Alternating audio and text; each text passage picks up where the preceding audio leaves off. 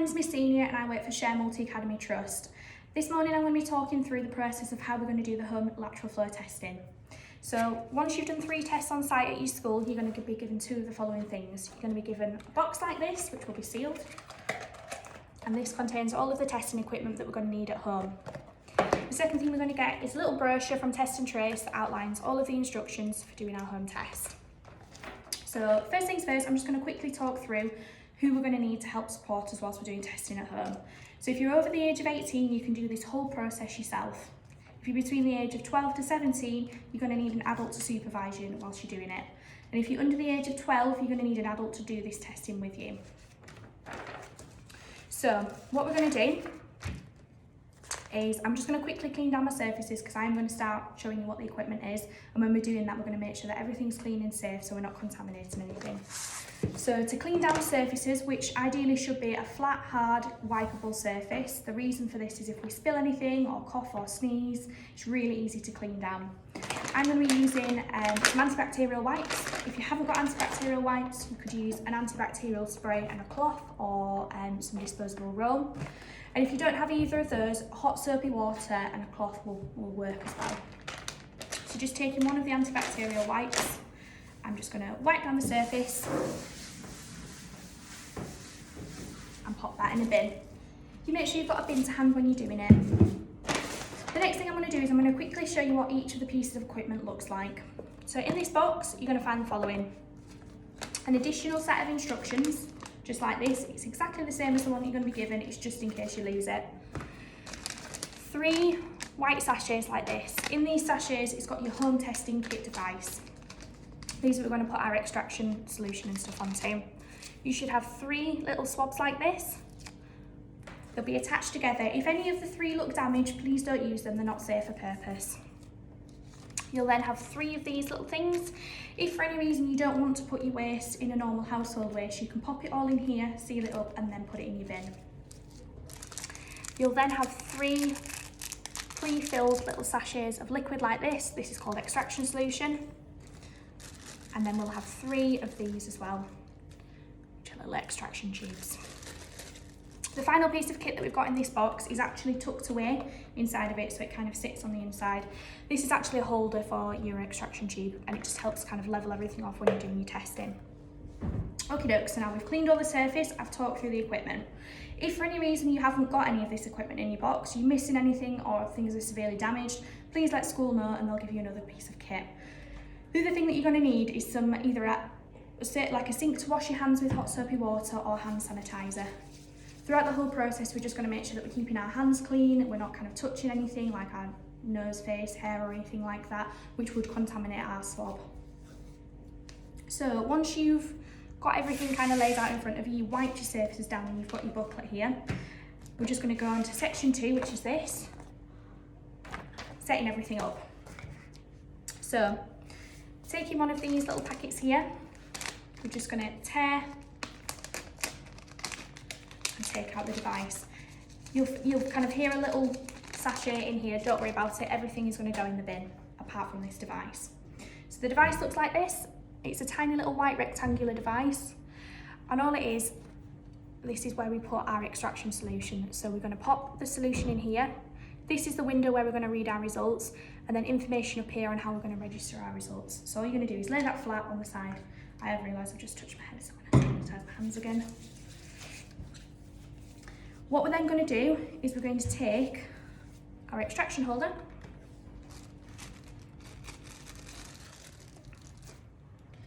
little test tube holder, pop it in there. So you've got a tiny little hole, pop it in the top like that.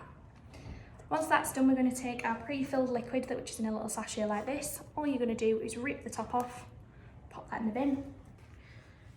Using your extraction liquid, we're just going to pop it in this little container here. That's now done.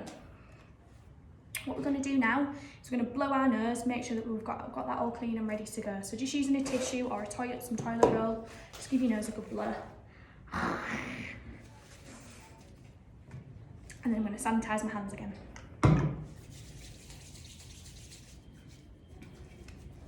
Once we've done that, we're going to get our swab out so we're ready to do our swabbing. So you look at the swab, there's a little arrow and an open section. All you're going to do is open it like that. Now opening it this way means that you're going to pick it up from the handle end. Never ever open it at the other end because that's where your fabric swab bit is. If you touch that, sadly it's contaminated, you're going to need to bin it and open another one. So this can go in the bin. So our swab's ready to go. Next section, section 3, taking your swab sample. So what we're going to do is we're going to do a swab of my tonsils and of my nose. On this section here, it kind of outlines how we're going to do it. So it says times 4. So 4 times on each side. By doing this, all we're going to do is 4 little rotated circles on this side and 4 little rotated circles on this side. Now we're going to aim to touch our tonsils. If you've had your tonsils removed, you can still do this, just swab this area. Once we've done that, we're going to swab our nose. If for any reason you've got kind of problems with swabbing your throat or problems with swabbing your nose, just do one. So if, for example, I suffer with quite bad sickness and stuff and I don't want to swab my tonsils, I'm going to just go and do my nose. Or if I suffer from like severe nosebleeds, I'm just going to swab my tonsils.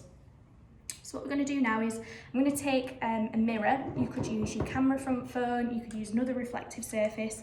What I'm going to do is I'm going to tip my head up like that and open my mouth. By doing that, it just makes it easier for me to be able to see where I'm swabbing. So 4 on one side, 4 on the other.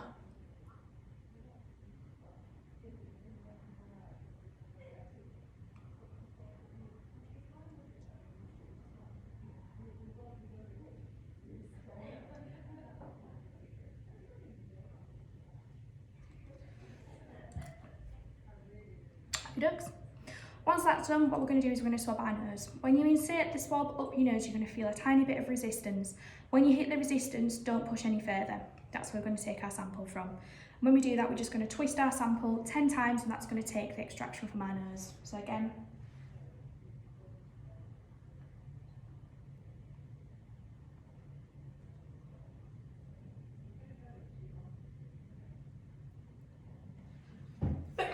bless me.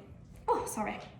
Once we've done this, we're going to take the extraction and pop it in the little test tube holder like that.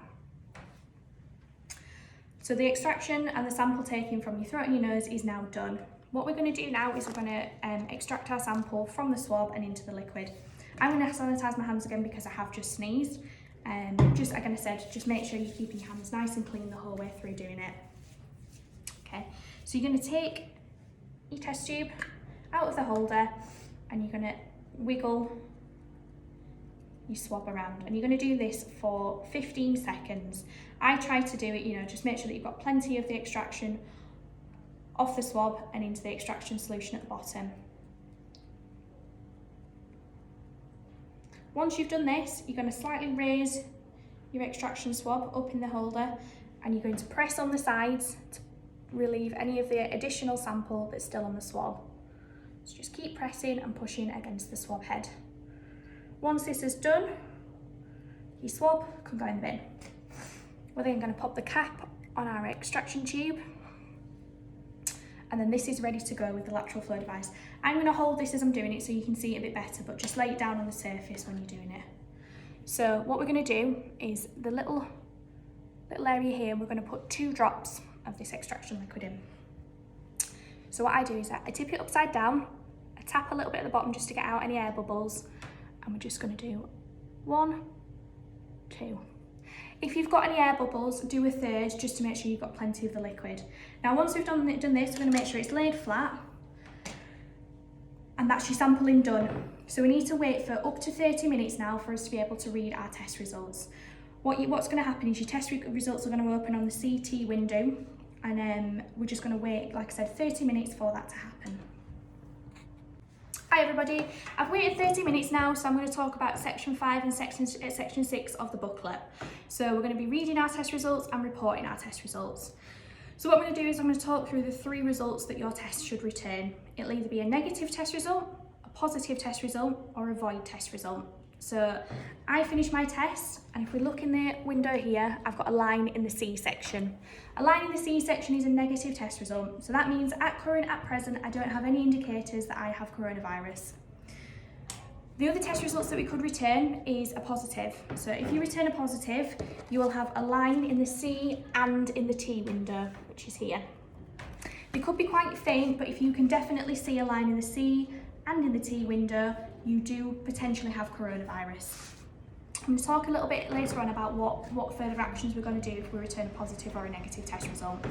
Now, the other option is if you return a void result,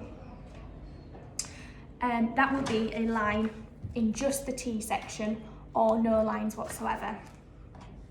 So if your device has a line in the T section or no lines whatsoever, what we're going to do is we're going to restart the process again. If for any reason you get a second void test result, let school know and we're going to get another test kit to you. The reason is we might potentially have a faulty one. Now, once we've read and understood our test results, we're going to report them to the NHS Test and Trace, and we're going to report them to school as well. So taking your testing device, this section at the top, so we've got a pattern here which is called a QR code, and we've got a little number and letter sequence here which is going to help with the reporting of our testing kit. So you're going to take your phone, if you've got an Apple phone or an Android phone or anything like that, if you open the camera section and hover over the QR code, it'll open up the application that we're going to use to log our results. If you don't have one of those, you can do this online. So there's on page 15, there's the web address there for gov.uk on how we're going to report our results. If you don't have access to a phone and you don't have access to online, you can actually do this via the phone. So you could use your landline or mobile and call 119. Exactly the same process, you'll just record your results on by the telephone. So once you've opened up either the application on your phone or on the web, they're going to ask, and on the phone, they're going to ask you a series of questions around your testing process. So your name, your date of birth, email, phone number, so that we can get kind of test results to you. Once we've done this, the only other piece of information that you're going to need is the tiny little number and letter sequence here. So mine here is LIH676045152. That just links your test to this testing piece of equipment that we've done. Once you've read your test and you're happy and you're understood what you've got, you can actually bin this.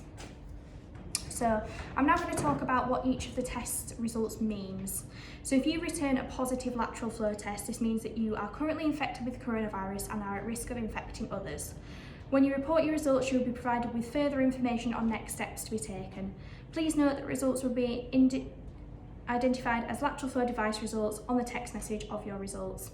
Now, if you're taking this test at home, you are then required to go obtain a PCR test if you return a positive result. That's your normal coronavirus test that you would take if you're showing symptoms. The reason that we do this is because we're just going to add further clarification if you do or do not have coronavirus. School will also help support you in this process when you report your test results to them, either via email or via a web portal. If you return a negative test result, this means it's unlikely that you're infectious at the time that the test was taken. A negative test result, however, does not guarantee that you do not have coronavirus. If you test negative, you must continue to follow national and local rules and guidelines, including hand washing, social distancing, and wearing a face covering when required. If for any reason, once you've completed your test and you've returned a negative result, you then start to develop any kind of coronavirus symptoms, what you're going to do then is you're going to go obtain a PCR as we usually would do. As I kind of indicated beforehand, if you return a void result, this just means that the test has not run correctly. What you're going to need to do, like I said before, is take another test. So once you've done your reporting to the NHS Test and Trace and you've reported to school, we're going to get rid of all of the equipment that we've used. So absolutely everything that we've used, apart from this and any other kit that we're ready to use the next time, is going to go in the bin. We're going to store our little booklet to one side ready for the next time, and again just take a wipe or take some spray or some hot soapy water and just make sure that you've cleaned down your surfaces. Once you've done that, again I would just advise that you hand wash or hand sanitize your hands just to make sure everything's clean. If for any reason you have any problem whilst you're going through this process, you need any additional support or guidance, please feel free to get in contact with your school, or there are further information online at the nhs.gov.uk website on the front of your booklet. Thanks, bye!